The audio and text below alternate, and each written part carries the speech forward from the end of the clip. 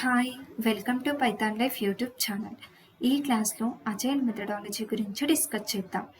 Software ఇంజినీరింగ్‌లో agile methodology అనేది చాలా ఇంపార్టెంట్ టాపిక్. ఇంటర్వ్యూస్‌లో అడుగుతారు అండ్ మోస్ట్ కంపెనీస్‌లలో ఈ అజైల్ మెథడాలజీని యూజ్ చేయడం అనేది జరుగుతుంది. ఈ క్లాస్‌లో అజైల్ మోడల్ గురించి డిస్కస్ చేద్దాం. ఓకేనా? First, what is the meaning of agile? Agile means move quickly.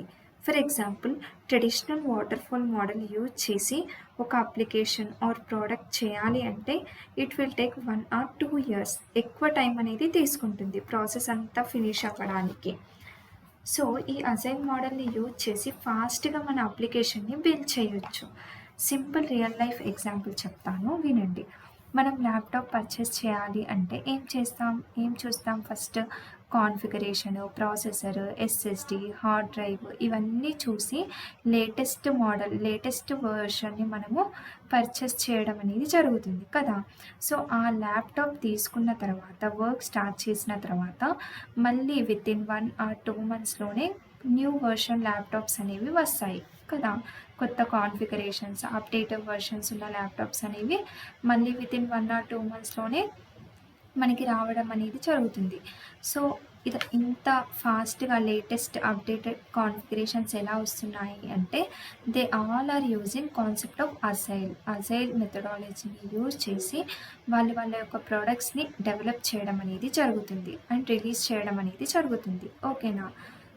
ఈ రకంగా మనకి అజైల్ మోడల్ అనేది యూజ్ చేయడం అనేది జరుగుతుంది.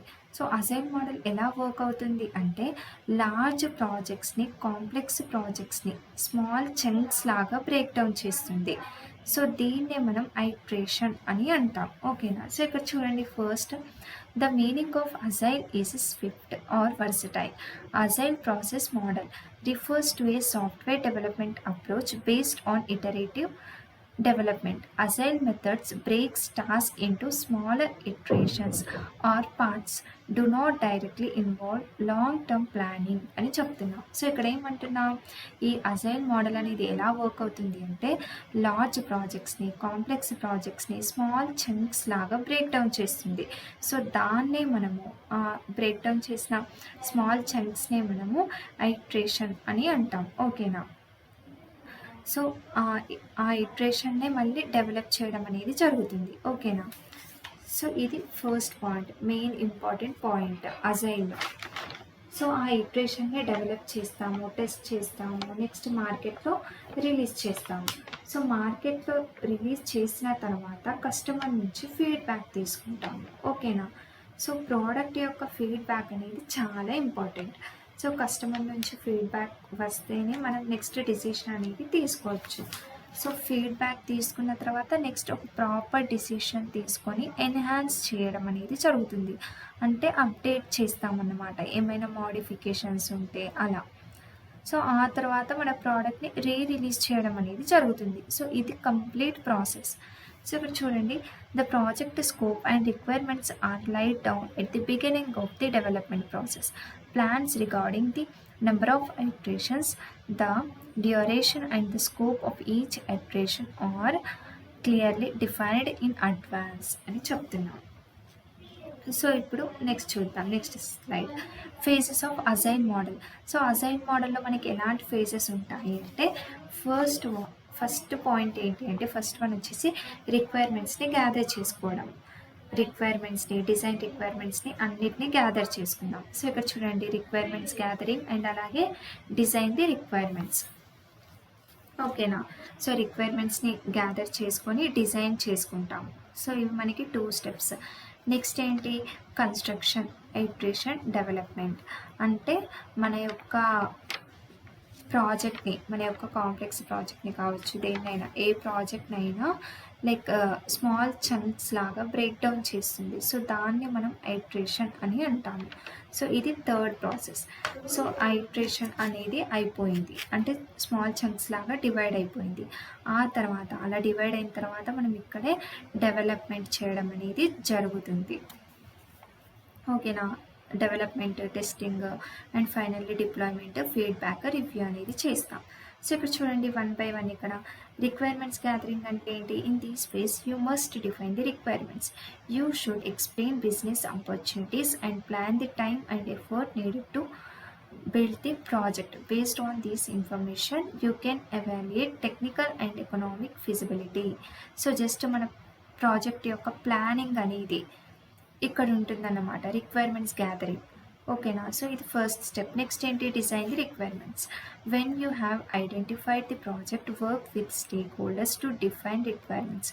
You can use the user flow diagram or the high level UML diagram to show the work of new feature and show how it will apply to your existing system. So ఇక్కడ ఏంటి? Stake హోల్డర్స్కి మన యొక్క రిక్వైర్మెంట్స్ని design చేసి చూపిస్తాం వాళ్ళకి అర్థమయ్యేలా. ఓకేనా?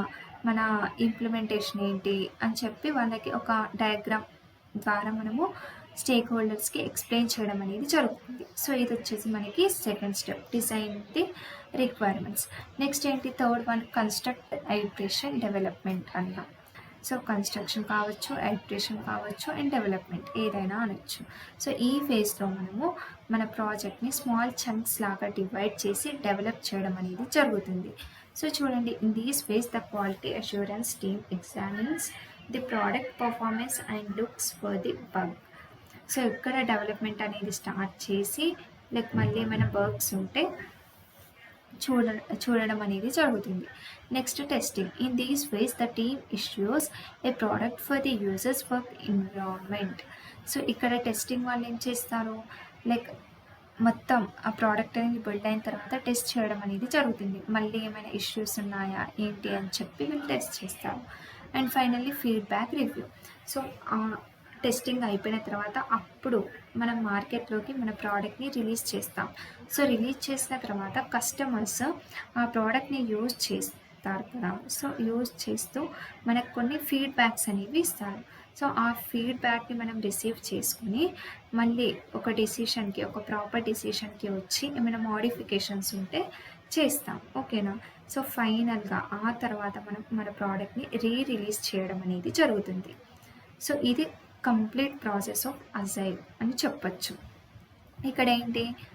First phases of agile model. Following are the phases in the agile model are as follows: requirements gathering, designing the requirements, construction, iteration, development. Next ఏంటి? testing, quality assurance, or next ఏంటి? deployment, feedback, review. So these are the steps in agile model. So next మనం కొన్ని advantages and disadvantages గురించి కూడా discuss చేద్దాం. ఓకేనా? Frequent delivery అంటే ఏంటి? మీన్స్ ప్రోడక్ట్ డెలివరీ అనేది ఫ్రీక్వెంట్గా ఉంటుంది, ఫాస్ట్ డెలివరీ అనేది ఉంటుంది. సో ఇప్పుడు అంటే వితిన్ 15 days ఆర్ 1 monthలోనే మనం ఒక న్యూ అప్డేటెడ్ వర్షన్ని డెవలప్ చేయగలుగుతున్నాం. So that is called frequent delivery. ఓకేనా? సో ఈ అజైల్ మోడల్ని యూజ్ చేయడం వల్ల మనకి ఫ్రీక్వెంట్ డెలివరీ అనేది ఉంటుంది. నెక్స్ట్ ఏంటి? క్లయింట్తో ఫేస్ టు ఫేస్ కమ్యూనికేషన్ అనేది ఉంటుంది. సో ఇక్కడ ఏంటి? లైక్ ఇప్పుడు ప్రోడక్ట్లో ఏమైనా ఇష్యూస్ ఉన్నా కూడా మనం క్లయింట్తో మాట్లాడి మళ్ళీ వాటిని చేంజెస్ అనేవి చేస్తూ ఉంటాం కదా. సో క్లయింట్తో ఇక్కడ ఫేస్ టు ఫేస్ కమ్యూనికేషన్ అనేది మనకి ఉంటుంది. నెక్స్ట్ ఏంటి? చేంజెస్. సో ఇక్కడ చేంజెస్ అనేవి మనం ఈజీగా చేసుకోగలుగుతాం. ఎందుకు అంటే ఇప్పుడు మన ప్రాజెక్ట్ ఉంది. సో మన ప్రాజెక్ట్ ఆర్ ప్రోడక్ట్ ఉంది. సో దాన్ని రిలీజ్ చేసిన తర్వాత కస్టమర్స్ యొక్క ఫీడ్బ్యాక్ని బట్టి మళ్ళీ మనం మోడిఫికేషన్స్ అనేవి చేసుకుంటున్నాం. మోడిఫికేషన్స్ చేసుకున్న తర్వాత మళ్ళీ రిలీజ్ చేయడం అనేది జరుగుతుంది. సో ఇక్కడ చేంజెస్ అనేవి మనము చేస్తున్నాం. ఓకేనా? సో చేంజెస్ అనేవి కూడా ఈజీగా ఫాస్ట్గా చేయొచ్చు. నెక్స్ట్ ఏంటి? టైం. సో ఇది చాలా ఇంపార్టెంట్. ప్రోడక్ట్ని బిల్డ్ చేయడానికి లెస్ టైం అనేది పడుతుంది. So these are the main advantages of agile model అని చెప్పచ్చు. నెక్స్ట్ ఏంటి? Disadvantages. Less documentation and maintenance problem. So less documentation అంటే ఏంటి అంటే ఈ అజైల్ మోడల్ అనేది డాక్యుమెంటేషన్ పైన అంత ఫోకస్ అనేది చేయదు. డైరెక్ట్గా అంటే ఆ ఉన్న టైంని యూటిలైజ్ చేసుకొని ఇంప్లిమెంట్ చేయడం అనేది జరుగుతుంది. ఓకేనా? సో ఇది ఒక డిసడ్వాంటేజ్, లెస్ డాక్యుమెంటేషన్. నెక్స్ట్ ఏంటి? Maintenance problem. So maintenance problem అంటే మన లార్జ్ ప్రాజెక్ట్, కాంప్లెక్స్ ప్రాజెక్ట్ని స్మాల్ చంక్స్ లాగా డివైడ్ చేసి వన్ బై వన్ అంటే వన్ బై వన్ మనము డెవలప్ చేసి రిలీజ్ చేయడం అనేది జరుగుతుంది. సో అలా ఒక్కొక్క ఇటరేషన్ని మనము రిలీజ్ చేస్తున్నాం కదా, సో అప్పుడు మనకి మెయింటెనెన్స్ ప్రాబ్లం అనేది రావచ్చు. ఓకేనా. సో ఇది అజైల్ మెథడాలజీ గురించి సాఫ్ట్వేర్ ఇంజనీరింగ్లో. సో ఏమేమి డిస్కస్ చేసాము ఈ క్లాస్లో? Agile in software engineering. So first of all, what is the meaning of agile? Agile అంటే ఏంటి అంటే మూవ్ క్విక్లీ. ఫర్ ఎగ్జాంపుల్ ఏం చెప్పాను అంటే, traditional water fall model use చేసి ఒక అప్లికేషన్ ఆర్ ప్రోడక్ట్ చేయాలి అంటే it will take 1 or 2 years, ఎక్కువ టైం అనేది పడుతుంది ప్రాసెస్ అంతా ఫినిష్ అవ్వడానికి. సో ఈ అజైల్ మోడల్ని యూజ్ చేసి ఫాస్ట్గా మన అప్లికేషన్ని బిల్డ్ చేయొచ్చు. ఇది ఫస్ట్ పాయింట్. నెక్స్ట్ ఏంటి అంటే, అజైల్ మోడల్ ఎలా వర్క్ అవుతుంది అంటే, లార్జ్ ప్రాజెక్ట్స్ని, కాంప్లెక్స్ ప్రాజెక్ట్స్ని స్మాల్ చంక్స్ లాగా బ్రేక్ డౌన్ చేస్తుంది. సో దాన్నే మనం ఇక్కడ ఐటరేషన్ అని అంటాము. ఓకేనా. సో ఇది మెయిన్ ఇంపార్టెంట్. సో ఆ ఇటరేషన్ని, ఆ స్మాల్ చంక్స్ లాగా డివైడ్ అవుతుంది కదా, ఆ ఇటరేషన్ని మనము డెవలప్ చేయడము, టెస్ట్ చేయడము, రిలీజ్ చేయడము అనేది జరుగుతుంది. ఓకేనా. సో రిలీజ్ చేసిన తర్వాత మళ్ళీ కస్టమర్ నుంచి ఫీడ్బ్యాక్ ఏమైనా ఉంటే చూసుకొని మళ్ళీ డిసిషన్ తీసుకొని ఒక ప్రాపర్ డిసిషన్కి వచ్చి ఎన్హాన్స్ చేయడం అనేది ఉంటుంది. అంటే అప్డేట్ చేస్తాం, ఏమైనా మోడిఫికేషన్స్ ఉంటే అప్డేట్ చేసి ఫైనల్లీ ఆ ప్రోడక్ట్ని రిలీజ్ చేయడం అనేది జరుగుతుంది. సో ఇదంతా కూడా అజైల్ మోడల్ గురించి. అండ్ అలాగే మెయిన్ ఇంపార్టెంట్ ఫేజెస్ ఏంటి? Requirement gathering, designing the requirements, and అలాగే construction, testing, feedback, review. And మనకి అజైల్ మోడల్ వల్ల అడ్వాంటేజెస్ ఉన్నాయి, డిసడ్వాంటేజెస్ ఉన్నాయి. అడ్వాంటేజెస్ ఏంటి? ఫ్రీక్వెంట్ డెలివరీ, అంటే ఫాస్ట్గా ఏ ప్రోడక్ట్నైనా మనం ఫాస్ట్గా బిల్డ్ చేయొచ్చు. నెక్స్ట్, క్లయింట్తో మనకి ఫేస్ టు ఫేస్ కమ్యూనికేషన్ అనేది ఉంటుంది. అండ్ థర్డ్ పాయింట్ వచ్చేసి చేంజెస్ కూడా ఈజీగా ఫాస్ట్గా చేయొచ్చు. అండ్ లాస్ట్ వన్ ఇంపార్టెంట్ ఏంటి? ప్రోడక్ట్ని బిల్డ్ చేయడానికి లెస్ టైం అనేది పడుతుంది. So these are the main advantages of agile model. Next disadvantages ఏంటి? Less documentation and maintenance problem. So ఈ అజైల్ మోడల్ అనేది డాక్యుమెంటేషన్ పైన అంత ఫోకస్ అనేది చేయదు, ఇంప్లిమెంటేషన్ పైన మాత్రమే ఫోకస్ చేస్తుంది. అండ్ మెయింటెనెన్స్ ప్రాబ్లం అంటే ఏంటి? మనం స్మాల్ చంక్స్ లాగా డివైడ్ చేస్తున్నాం కదా, సో ఒక్కొక్క దాన్ని డెవలప్ చేస్తూ రిలీజ్ చేస్తున్నాం కాబట్టి మనకి ఇక్కడ మెయింటెనెన్స్ ఇష్యూ అనేది వస్తుంది. So these are the disadvantages. So ఈ క్లాస్ మీ అందరికీ క్లియర్గా అర్థమైంది అనుకుంటున్నాను. నెక్స్ట్ క్లాస్లో ఇంకో న్యూ టాపిక్ గురించి డిస్కస్ చేద్దాం. Thank you.